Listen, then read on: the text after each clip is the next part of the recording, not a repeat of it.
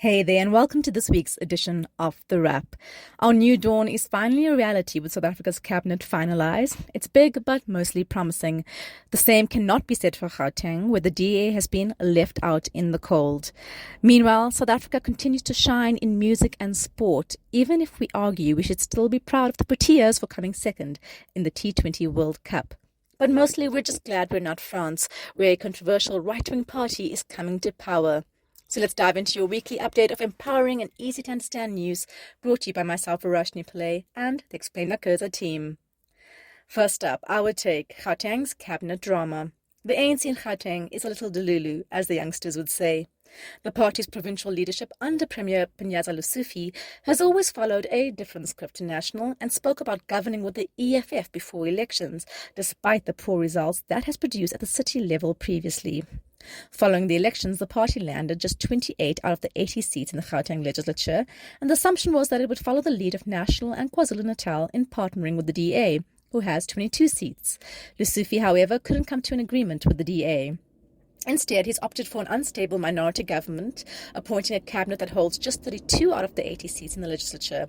This means they are vulnerable to votes of no confidence and will be reliant on opposition parties like the DA, who have been left out in the cold, to pass their budget and other decisions. Lesufi finally announced his new cabinet yesterday following two postponements, while ANC and DA were caught up in a catfight over cabinet portfolio allocations. Salim Simanga, provincial leader of the DA, and DA Federal Council Chair Helen Zille said the ANC initially offered just one position, going up to 3, but no sight of who would get the other 7, leading to a lack of trust. Lesufi's side of the story, meanwhile, is that the DA had withdrawn its earlier agreement, and when it returned to the negotiating table, the ANC had already made agreements with other parties. You snooze, you lose, we guess? At least the EFF, Al-Jamaa and MK Party are not part of the Gauteng lineup. The first two caused havoc in previous local coalitions. The portfolios in the new cabinet reveal a lineup heavily skewed in favour of the ANC, with Treasury going to the ANC, along with infrastructure, health, human settlements, roads and transports, education, sports, arts, culture and recreation, social development, and the other 3 left going to some minority parties, with Rise Mzansi getting agriculture and rural development, Patriotic Alliance getting environment, and the IFP getting e-government. As political analyst Matlala Satlagwile puts it in the Business Day, the Gauteng has returned the same leadership that was repudiated by the voters in the May election. That is Panyaza Lesufi. As he puts it, having 8 representatives, including the Premier, in the province's executive is simple entitlement.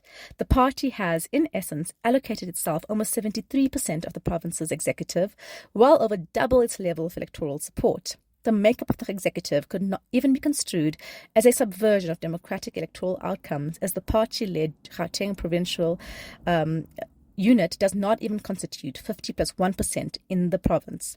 It's going to be another unstable coalition ride. Moving on to the big story, war of words. Test rugby is back. The Springboks are on the march once more following their triumph at the 2023 Rugby World Cup. Having laid waste to Wales last week at Twickenham, Ireland is next with a double-header against the Irish Wolfhounds over the next 2 weekends. There's a lot of beef between the two teams. You may remember that Ireland was the only match that the Boks lost at the World Cup recently, and as the excellent Chasing the Sun 2 documentary on SuperSport revealed, head coach Rassie Erasmus made a point of ramping up the heat ahead of the tie, even using clips from Irish rugby podcasts to make his point. Springbok fans played their part by stealing the Irish fan chant based on Zombie by the Cranberries and making it about Rassie instead. Later, Locke Eben Etzebeth poured more fuel on the fire by claiming they'd been disrespected by the Ireland squad that won in Paris. Not to be outdone, this week, the Springboks official accounts released a new video on social media calling the upcoming fixtures a war. No doubt that the game in Pretoria this Saturday will be intense. It does not help that we have not beaten Ireland since 2016. But not to worry, the Boks are simply focused on getting their training right so they can win, said fly half Handré Pollard to News 24. And to be fair to the Ireland team, they've refused to rise to the bait of a public spat, with their head coach saying they have not discussed all the commentary within the team. As for us, we're fully in the spirit of this. We can't wait for Saturday at 5 o'clock, and no doubt the whole country will be singing at the top of our lungs, He's in your head, he's in your head, Rassie, Rassie. Moving on to your briefs. We have a new cabinet, as we said earlier. After what seems like a lifetime, President Cyril Ramaphosa announced the government of national unity on Sunday. It's bigger than it should be, with some questionable inclusions. But on the whole, it really does feel like the start of something new and better for South Africa, with loads of fresh talent from across parties and several ministers in their 30s. 11 parties have come to the party, with ANC, DA, IFP, FF+, Patricia de Lille's Good, and Gauteng Mackenzie's Patriotic Alliance all represented. There was some last-minute drama with the ANC and DA deadlocked, and EFF publicly pleading with the ANC to walk away from the DA and join them at the last minute, plus the MK party making overtures. Thank goodness that did not happen. Markets in the rand would have reacted badly and the economy would have tanked long term. There are now 32 ministers and way too many deputies, 43, as Ramaphosa tried to accommodate everyone. 11 of the ministers are not from the ANC. Just a side note, deputy ministers aren't actually part of cabinet, they're part of the national executive. So there's a lot to talk about in terms of the new cabinet, and we've summarized the major changes on our website, so check out explain.coza for more. But for now, here are just some highlights. The DA nabbed 6 portfolios: agriculture, basic education, public works and infrastructure, home affairs, forestry, fisheries and the environment, and communications and digital technologies. The Blue Party also assumed 6 deputy minister posts. These are 1. Finance, 2. Trade, Industry and Competition, 3. Higher Education, 4. Energy, 5. Electricity, Water and Sanitation, and 6. Small Business Development.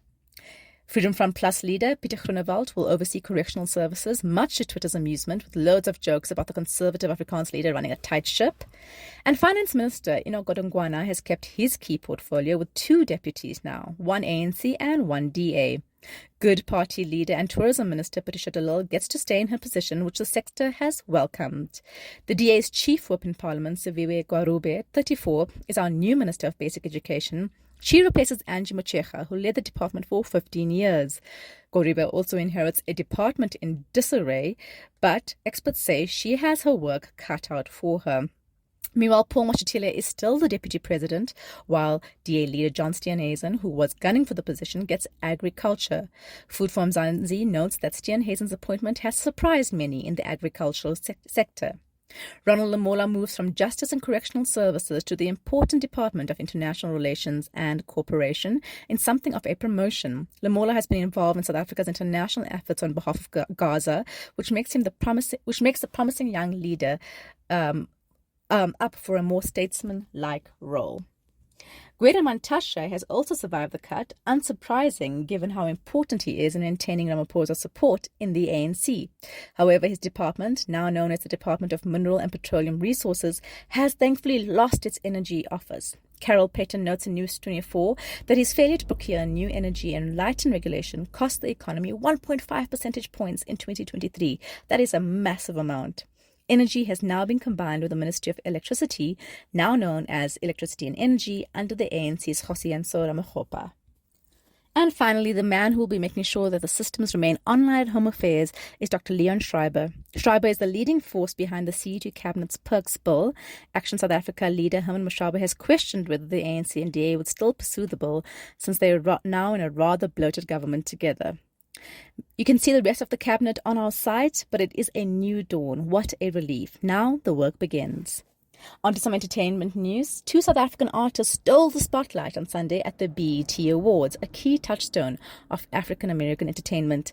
Tyler, the 22-year-old pop and amapiano sensation from South Africa, clinched both the Best New Artist and Best International Actor awards, adding to her collection after winning her first Grammy in February. As she said in her acceptance speech, "This is such a gift to be here. I want to dedicate this one to all the African superstars before me, Africa to the world." Tyler also lit up the stage with her hit song Jump, featuring the unforgettable lyrics, "They never had a pretty girl from Joburg." We love how proudly South African this girl is. The act featured dancers in tiger print bodysuits, paying homage to her loyal fan base, the Tigers, with a Y, of course. With an elephant statue and performers on stilts, the show brought a touch of Africa to Los Angeles. This win will hopefully overshadow the tired debate surrounding Tyler's racial identity. She refers to herself as coloured in South African terms, but her American friends and detractors associate the word with a derogatory term from the Jim Crow era. Obviously, the unique coloured culture and identity within South Africa should be separated from the American perspective. In an interview last month, Tyler put an end to the discussion, saying, "I'm both coloured in South Africa and a black woman. As a woman of the culture, it's and, not or," she said. Amen. Back to the show stars Makadzi, a Limpopo-born artist, also took home the Viewer's Choice Best New International Act Award, making for an unbeatable 28th birthday present. She said, "I started music from the streets and today I'm here. My dream has just come true. I'm just speechless. This is the best birthday ever." Newly appointed Minister of Sports, Arts and Culture, Gauteng McKenzie, posted on X, "Things are happening already. Congratulations to both ladies. We want to assure South Africans that we will not be a ministry that will be content with congratulating artists and creatives only, but will guard and unearth more Tylers and Makadzis." Again, amen. Moving on to some international news, elections in Europe, the UK. The people of the United Kingdom head to the polls today in an election that may well see the ruling Conservative Party unseated. The Conservatives, or Tories, have been in power since 2010, and most people in the UK feel like life has gotten worse under them. Prime Minister Rishi Sunak announced in May that the elections would occur earlier than the anticipated October-November date. The Tories are predicted to suffer a crushing defeat from the centre-left Labour Party thanks to 14 years of misrule, culminating in a cost-of-living crisis and declining public services. The poorest households have been the hardest hit, with a record number relying on food banks after 14 years of Conservative rule. There are fears that planned spending cuts could lead to even more decline. Take the NHS, for example. Waiting times for surgery have almost tripled since 2010. But if we were the Labour Party, we wouldn't be so quick to celebrate. The party would be inheriting a legacy of ashes, says University of Manchester Professor of Political Science Robert Ford. Speaking to the New York Times, Ford said that voters would be less kind to Labour leader Keir Starmer after years of failures by the Tories. Starmer is a relative unknown who critics argue lacks conviction. He's even been described as Tory light and has faced criticism from other Labour leaders like Jeremy Corbyn, who is now running as an independent candidate. Across the English Channel, it seems like French President Emmanuel Macron has bigger fish to fry than people pooping in the Seine. The French held the first of 2 rounds of elections on Sunday to choose representatives in the National Assembly, which has 577 seats, and we thought our 400 was a lot. They return to the polls this coming Sunday for a second round of voting. But if the results of the first round are anything to go by, Macron's party is in trouble with his far-right opponents, Marine Le Pen's National Rally in the lead, RN. The RN got 33% of the vote in the first round, the left-wing bloc got 28%, and Macron's centrist group came last with just 20%. Context. These elections are taking place 3 years earlier than they were scheduled because Macron dissolved the National Assembly in June and called for a snap election. This was thanks to his party's massive loss to RN in the European Parliament, a separate political body but indicative of local trends in France. Political leaders call snap elections for all kinds of reasons, some to capitalize on an advantage and others to stave off a disadvantage. In this case, Macron is very much at a disadvantage following the EU elections, and snap elections are a way to try and kill off the surge of the far right. His gamble is that the French population may sober up and lean back to the centre once confronted with the possibility of far-right rule at home. Note that since Parliament elects presidents in South Africa, as opposed to directly elected leaders in Europe, we don't do snap elections here. Macron's term ends in 2027, and he has said that he intends to see out his term no matter the ultimate outcome of the elections. However, this would be tricky with a different party in power in Parliament, leading to what the French called cohabitation, which is a system of divided politics used whenever the president and prime minister come from different political parties. The scary part is that RN is conservative, anti-immigration, Islamophobic, and denies the Holocaust. It is led by Jordan Bardella, who at 28 is on track to become France's youngest prime minister. This would make him the second most powerful person in France, the head of government and the leader of the Council of Ministers. Just another reason we're grateful our country has avoided the rise of similarly destructive populist politics in our recent elections. Meanwhile, South Africans are feeling happier after the elections. After a stressful national election and the coalition negotiations that followed, South Africans breathed a sigh of relief. And that's a scientific fact. According to well-being economist Professor Talita Greling, South Africans became happier right after the cabinet was announced. Greling from the University of Johannesburg and fellow well-being economist from Auckland University of Technology, Stefanie Rousseau, have developed a happiness indicator that measures a country's happiness using sentiment analysis. Sentiment analysis is the process of analyzing large volumes of online text generated by citizens to determine whether it expresses a positive sentiment, a negative sentiment, or a neutral sentiment. Greiling and Rousseau's model was initially used to measure sentiment in tweets, but now includes Google Trends. They found that happiness levels in South Africa have been trending upwards since the election results were announced, and the index rose from 5.36 to 5.42 out of 10. The team also found that positive emotion words used in South Africa, such as Ubuntu, hope, happiness, and joy, had increased. We have more good news. The government has reported a primary budget surplus for the first time in 15 years, thanks to spending cuts. Well done, Cyril. However, former DA Shadow Minister in Finance, Dr. Deon George, said that the expenditure control measures had not targeted the right areas. He said, instead, the enormous top-heavy public wage bill highlights that the ANC government's priorities lie with high-ranking government officials, not with hard-working policemen, teachers, nurses, and the soldiers who serve our country. It is them who disproportionately bear the brunt of an ANC-induced cost of living crisis as opposed to protected cadres, he said. Yikes, he doesn't sound very happy. But maybe now that he is in cabinet as the new Minister of Environment, Forestry and Fisheries, he can be the first one to take a cut to his perks. And UNISA's cheating scandal. If ChatGPT had a motto, it might be helping you with your homework and getting you into trouble. Students at the University of South Africa, aka UNISA, the largest open distance learning institution in Africa, take their exams online. This setup might be convenient, but it also makes it a playground for AI mischief. The strategic implementation and control module was the unlucky subject of this latest AI scandal. Hundreds of students' exam scripts in the business management department were flagged as disciplinary cases for allegedly using ChatGPT, the AI tool that is infamous as it is helpful. Professor Tersia Botha of the Business Management Department told guilty students last week that dishonesty reports were being prepared. She said it's disheartening to assess so many scripts that must be flagged as disciplinary cases. UNISA, like all tertiary institutions, has zero tolerance for dishonesty and plagiarism and utilizes plagiarism detection software like Turnitin and the Invigilator app to catch plagiarists, but it seems AI had a trick or two up its virtual sleeve. The UNISA Students Group Facebook page is a treasure trove of reactions. God be with me. The waiting is killing, and this module will cost our degree. The suspense is real, and the anxiety is palpable as the students await their fate and hear who will be facing disciplinary proceedings. Remember the case last year where a Johannesburg lawyer used ChatGPT for legal research? It didn't end well. The AI concocted fake citations leading to a punitive cost order and a lesson in the importance of fact-checking. Magistrate Arvind Chetram summed it up perfectly. The efficiency of modern technology still needs to be infused with a good dose of good old-fashioned independent reading. In the US, a similar scenario played out, with lawyers fined for submitting fake cases generated by ChatGPT. Not everyone is anti-AI, though. Professor Marina Reinecker from Northwest University believes AI should be embraced to promote education.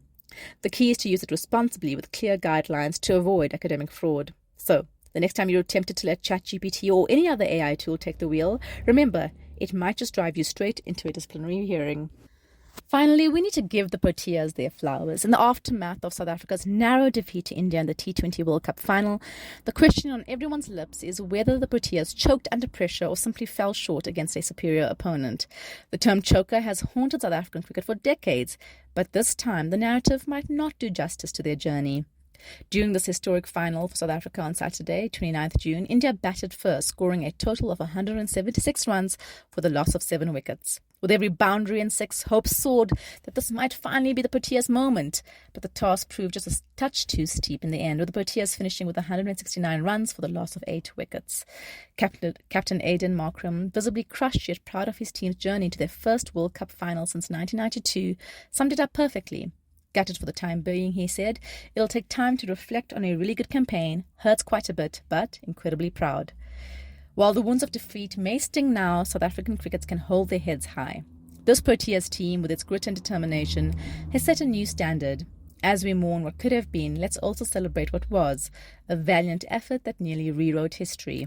Meanwhile, Patriotic Alliance leader and former gangster Gauteng McKenzie has taken on a new role as South Africa's Minister of Sports, Arts and Culture. His mission? To kick gangsterism out of the park and onto the sports field. As he said, a child in sport is a child out of court. He's already outlined plans to promote sports like spinning and harness their potential to address gangsterism in South Africa. Spinning is a street sport that grew out of townships like Cape Flats in Cape Town and Eldorado Park in Johannesburg. It involves driving cars at high speeds in tight circles. Motorsport SA regulates it and currently makes it legal under specific condition. Watch Spinners on Showmax if you're unfamiliar with this uniquely South African sport. Mackenzie's a colourful character with a mixed track record, but his enthusiasm for his new portfolio has been infectious. We hope he will do a good job in sport as well as arts and culture, which too often get neglected in that portfolio. That's it from us at The Wrap, an award-winning product of Explain.co.za. Simple news summaries for busy people.